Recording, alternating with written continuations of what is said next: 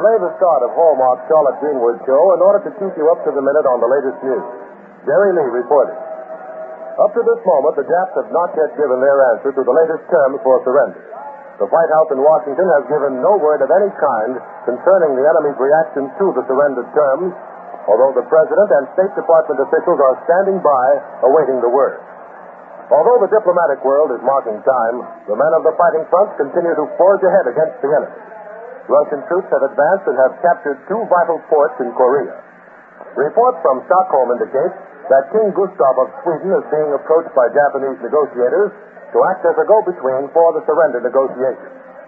The Japanese Domai agency reported that Emperor Hirohito's cabinet is in a special meeting which began at 4 o'clock this morning, our time. The American Broadcasting Company will continue to interrupt all programs for the latest developments. We take you now to our regularly scheduled program. Whenever you have occasion to send a card, remember a Hallmark card will best express your perfect taste, your thoughtfulness.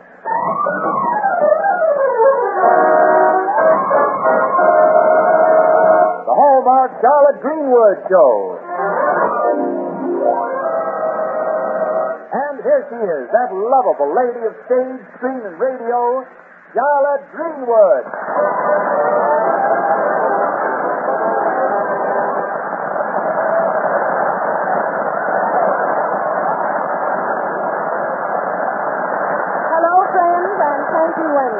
Wendell, today we tell a story about 3 young people who start out with good intentions but end up with quite a problem on their hands. Well, with all the experience you've been through, haven't you had just about everything pushed on your hands, Mrs. Greenwood? Everything, except the wedding ring. And it isn't Mrs. Greenwood, it's Miss Greenwood. Oh, I'm sorry. You're sorry.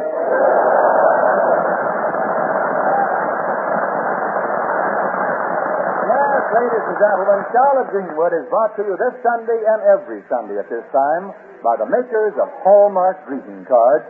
Remind you that whenever you want to remember someone, you'll find a Hallmark card that says just what you want to say, the way you want to say it. So when you choose a card, look on the back for the 3 identifying words, a Hallmark card. Yes, don't forget, a Hallmark card will best express your perfect taste, your thoughtfulness.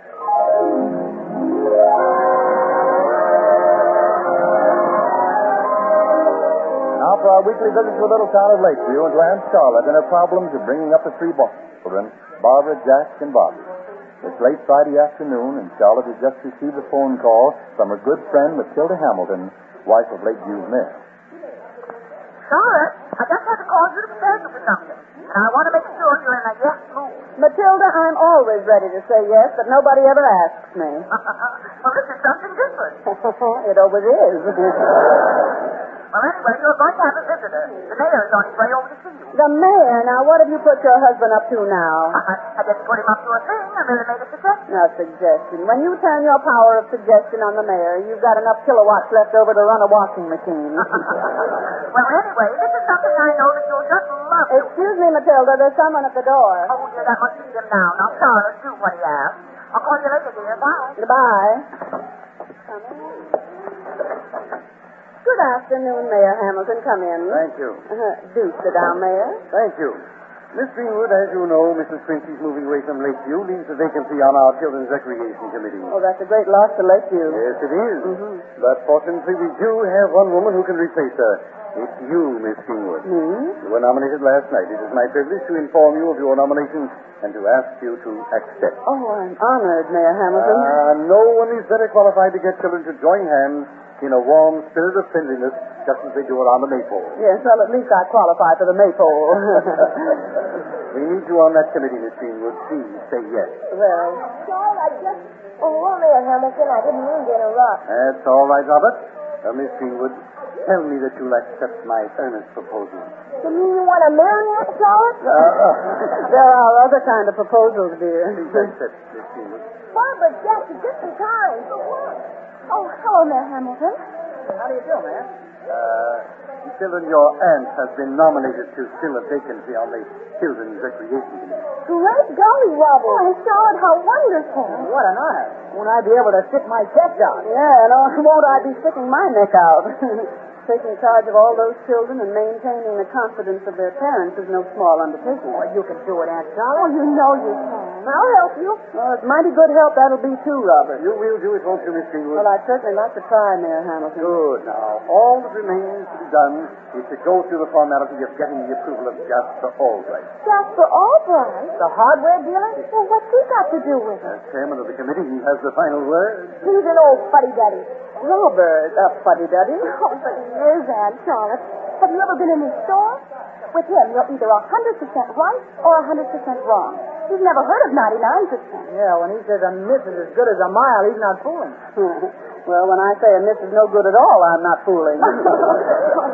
Everybody in Lakeview knows what a splendid job you've done in welding the Barton children into a warm, friendly family. Yes, but a small family isn't a whole city. Don't you worry about Jasper Albright.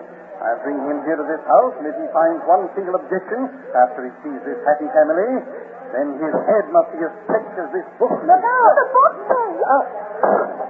I'm sorry, dreadfully sorry. Oh, that's all right, man. I hope I didn't damage it or scratch it. Oh, the last scratch that bookcase got was 10 years ago, and there hasn't been room for another scratch since. I'll pick the books up. I always do. You always do? They're always falling out. I see. So, Miss Greenwood, I'd better run along. If it's all right with you, I'll bring Jasper Albright over to you tomorrow. Well, goodbye, children. Goodbye, Mary. I'll see you to the door, Mary. Robert, Jasper Albright expects everything to be 100% right. If he's coming over here, something's got to be done about this bookcase. And the sooner the better. Yeah. Aunt Charlotte, stop to get that appointment.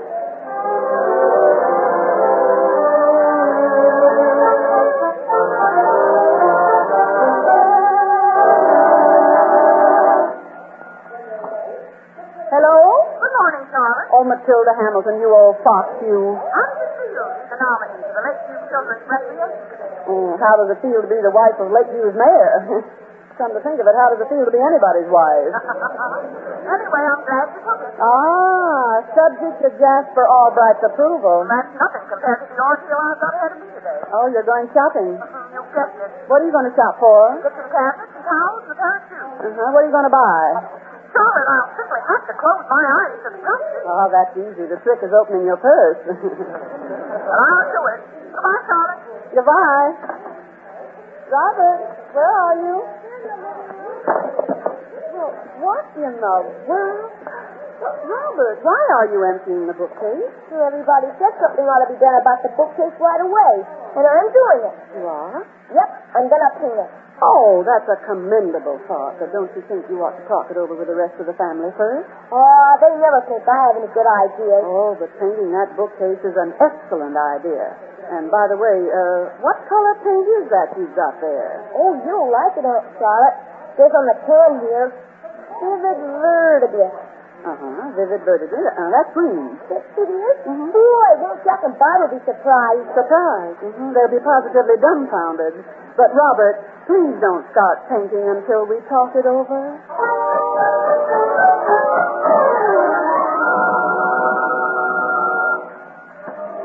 Hello? Greenwood? Is Mr. Days second-hand furniture man? Yes, Mr. Davis. Just one penny. I'll be round to pick up the bookcase. What bookcase? My bookcase. Which bookcase is your bookcase? Well, your bookcase. My bookcase? Yeah, your bookcase is my bookcase. Well, my time is your time, but aren't we wasting it?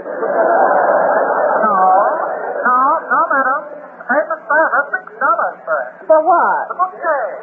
Oh, good heavens, you mean Barbara sold you our bookcase? Yeah, for $6. I'm coming around shortly to pick it up. Goodbye. Goodbye, he says.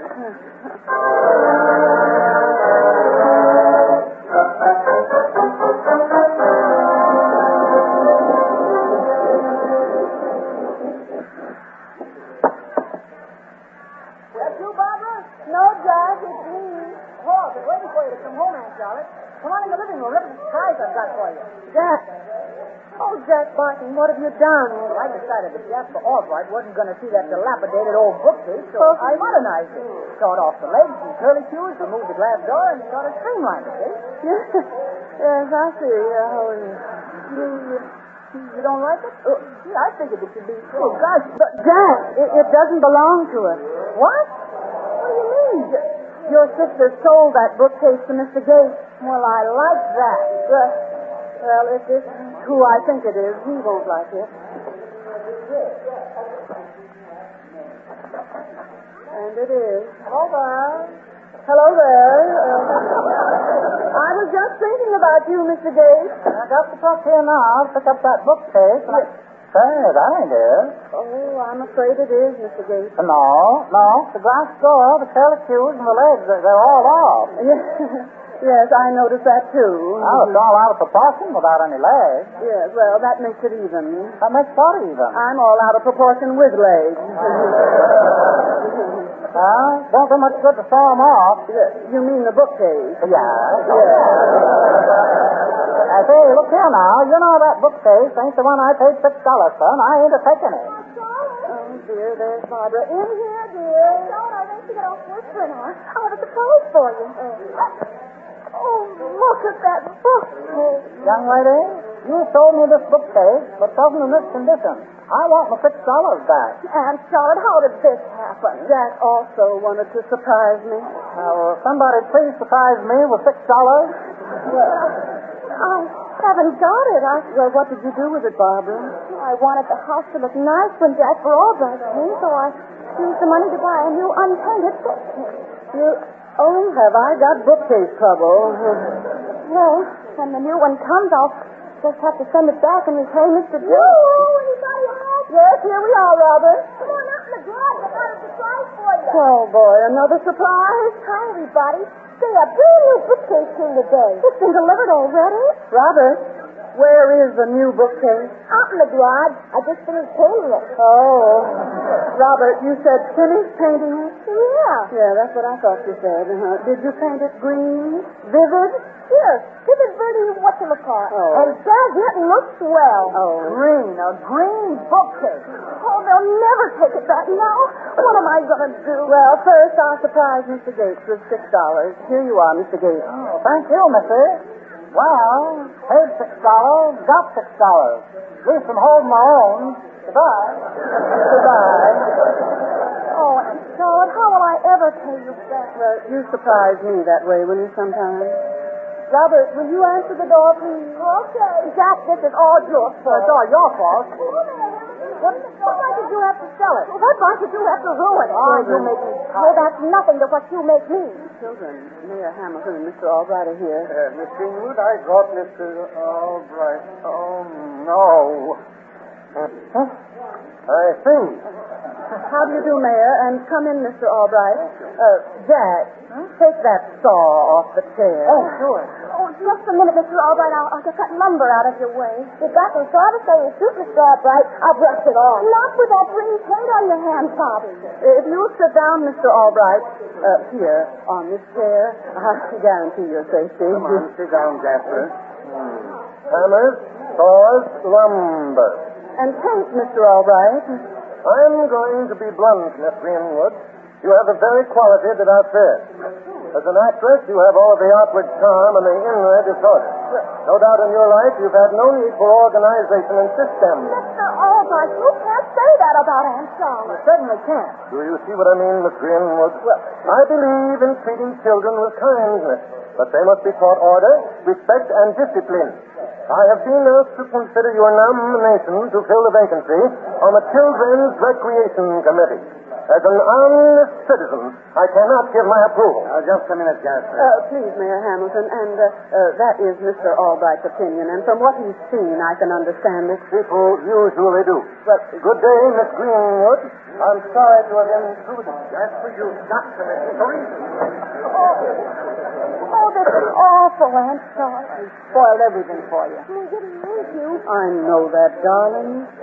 But what we've got to learn is when we do anything that concerns us as a family, we've got to do it together. All right. Well, what can we do together now? Clean up this room.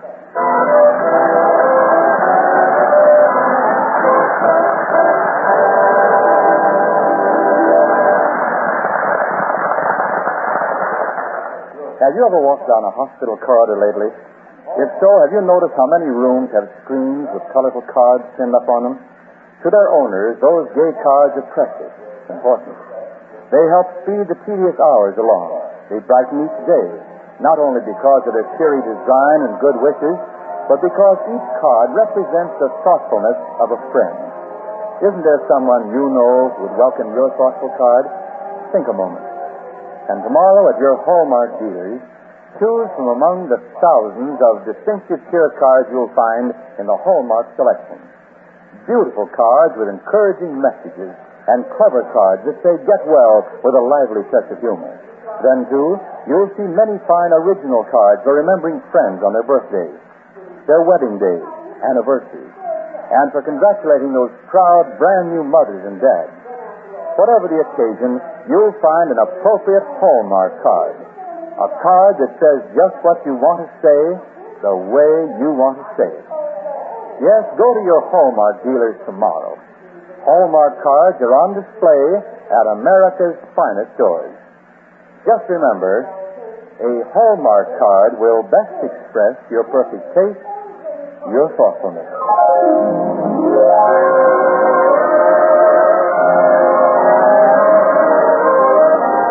And now back to the Hallmark Charlotte Greenwood show.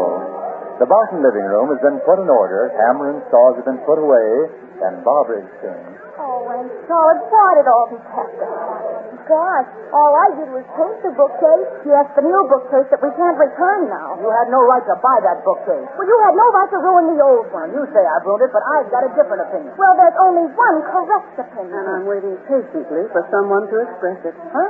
Now, look, children, it isn't a question of which one of you is right or wrong. You're looking at this bookcase problem from different angles, not realizing that all your angles are on the same side. Oh, how can you have so many angles on one side? That's what I ask myself every time I look in the mirror. Aunt Charlotte, that's not what we're talking about. Your figure is neither here nor there. No, I wish there was a little more of it here and a little less of it there. Charlotte. Now, what's more important right now is whether or not we've learned anything from today's experience. Up to now, all you've done is shift the blame from one to the other. Well, what about Mr. Albright? Well, what about Mr. Albright? I hate him. Yeah, he's nuts. He should have put you on that committee. Yes, he's crazy. I hate him too. Children, I never heard you express yourselves like that before. Now, we're not hating anybody. Let's think about Mr. Albright's point of view.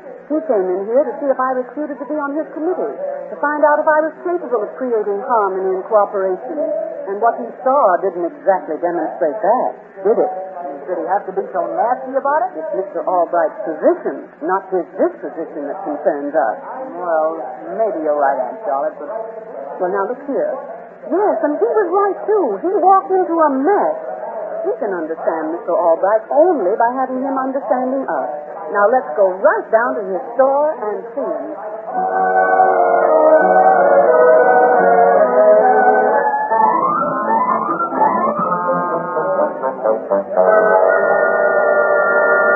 Miss Greenwood, if you've come here to plead your case, you're wasting time. Mr. Albright, we've come for quite different reasons. All of you? All of us. Me too.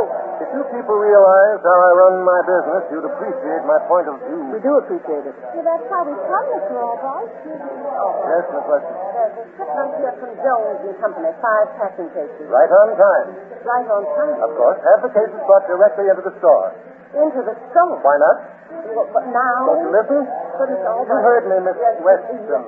Yes, sir, just as you say. You see, Miss Greenwood, I insisted this shipment arrive precisely 10 minutes before closing. 10 minutes before closing, I don't understand. Tonight I shall unpack, and everything will be in shipshape for the morning. That is careful planning. I'll say it is. And it is I, young man, who does all of the planning. My employees carry out the plans as I direct. That produces unity of purpose and unity of action. Both of which seem to have been lacking in my household today. Precisely. Mr. Albright, Yes? just wanted to check. Are you sure you want all those packing cases brought right into the store? Have them set right down in the aisles, Miss Weston. Mr. Albright, I'd like to explain Can't Mr. Farthing get them into the aisles? Yes, of course you can. Well, then tell him to get them there. Yes. Well, what are you standing around here for? Go and do what I told you. Oh, yes. With employees like that, Miss Greenwood, you can see why I must have complete control of things. This hardware store carries over 7,000 different items. Including your 2 employees. 7,000 different items, Mr. Albright? And I keep track of every last one of them. I know precisely how many of each I have and precisely where they are. That is the way I like things to run. Precisely. Do you understand? Precisely. Good.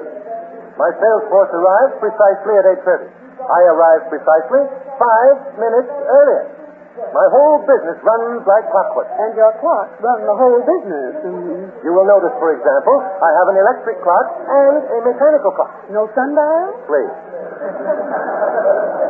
If a fuse blows, the electric clock stops. But the mechanical clock keeps running. Of course, you never forget to wind it. It is the first thing I personally do every morning. Next, I personally tear off a page of the calendar. And then you personally open the store. Please, Miss Greenwood, you don't seem to understand. Oh, but I do, precisely. Yes. Packing cases are all set out. Very good. It's 5:30. You may go now. Go. Well, when are we going to unpack? Mr. Albright, you've got all the packing cases puffing up the aisle. Of course I have. But you can't do that. Mr. Farthing, since when are you telling me what to do? I give the orders and you carry them out. But that is all you're supposed to do, and that's all you're capable of doing. Now go home, both of you. Go on. Mr. Albright, don't we usually stay open until 10:30 on Saturday? Of course we do, but this is Friday. Miss Weston can't contradict you, but it is Saturday. Please, Miss Greenwood, stop confusing me.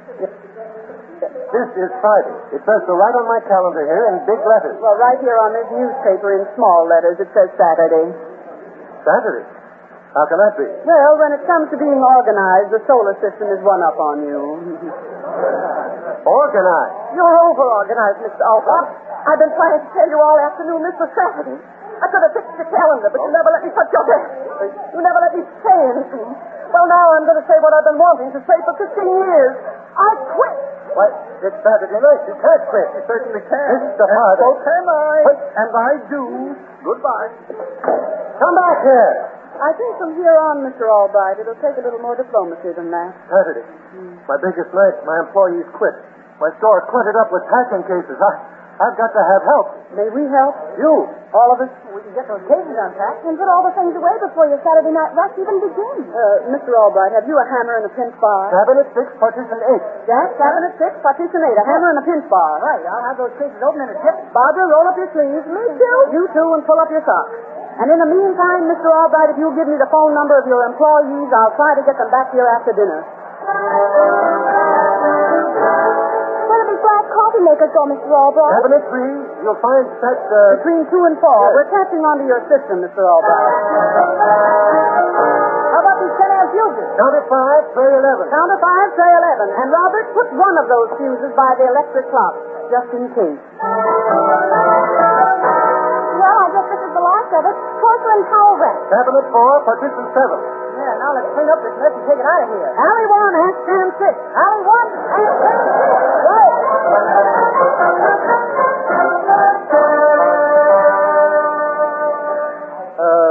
Miss Greenwood, Yes, Mr. Albright? I'd like to speak to you. Now, don't tell me I put the potato peelers where the pickle fork belongs. On the contrary, Miss Greenwood, you've put everything where everything belongs, including me. Please, Mr. Albright, we just tried to help. And you did extremely well. You got my merchandise distributed for me. You got my employees back. However, you mustn't get the impression that this kind of upset is the rule with me. On the contrary, it's the exception. Oh, I know all about exceptions. I come face to face with them every day. I may jump to conclusions, Miss Greenwood, but when I'm wrong, I jump at the opportunity to correct them. I know. Jasper Albright, you're just the man I want to see. Matilda Hamilton. Why, Charlotte, what are you doing here? I just found out what Jasper Albright did to you. And after what I've been through today, that was all I needed. You've been shopping for a kitchen cabinet. Huh, what a dreamer I was, thinking I could get one for $12 or $15.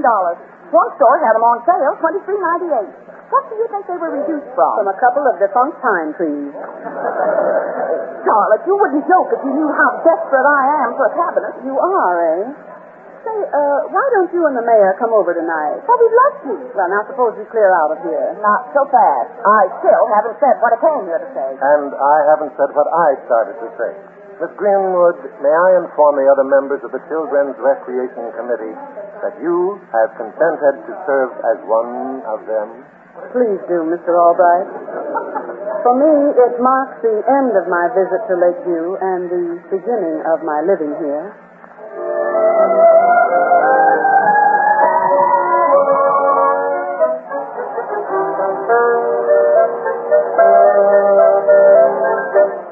Here it is, Matilda.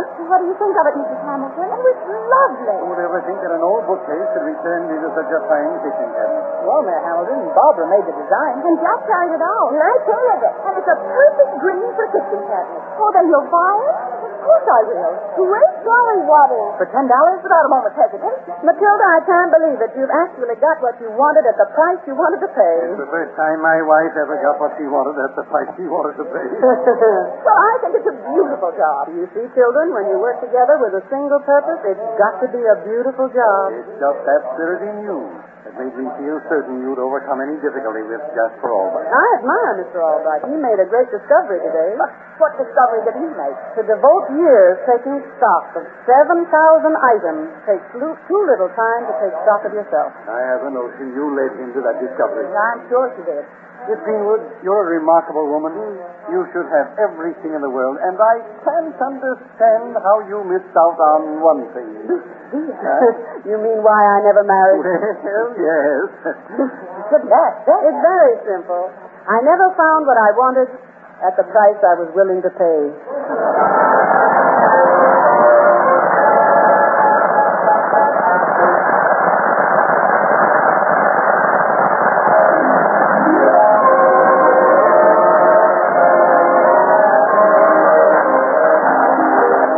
Greenwood will be back in a moment. Meanwhile, I want to remind you again, the next time you buy a card for any occasion, look on the back for the identifying words, a Hallmark card. Hallmark. A Hallmark card. Like sterling on silver, those three words are your assurance of finest quality. You see, it's quality that has maintained Hallmark leadership for more than 30 years. Because Hallmark quality tells your friends you cared enough to send the very best. Just go to your dealer and say, I'd like to see the Hallmark card, please. or always remember, The Hallmark card will best express your perfect taste, your thoughtfulness. and now, Charlotte Greenwood. Friends, Uncle Sam is asking us to help our food supply by canning all the vegetables and fruits that we can buy. By putting into cans and jars the summer's golden yield, the goodness of the rich warm earth for winter's usage field. Now, canning is very sensible. It saves you money, too. But when you can, there's something else more vital that you do. For every gleaming jar and can you put upon the shelf will represent not food alone, but something of yourself. It stands for all your careful work, your skill and patient care, and all the love you've spent to give your family proper fare. So when you open jars next year with winter skies above, be glad it's not just food you canned. What you preserved was love.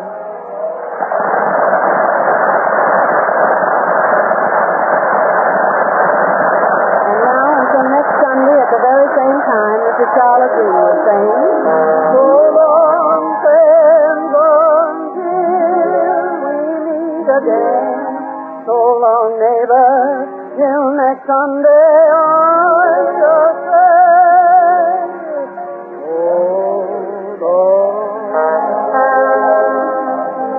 so long.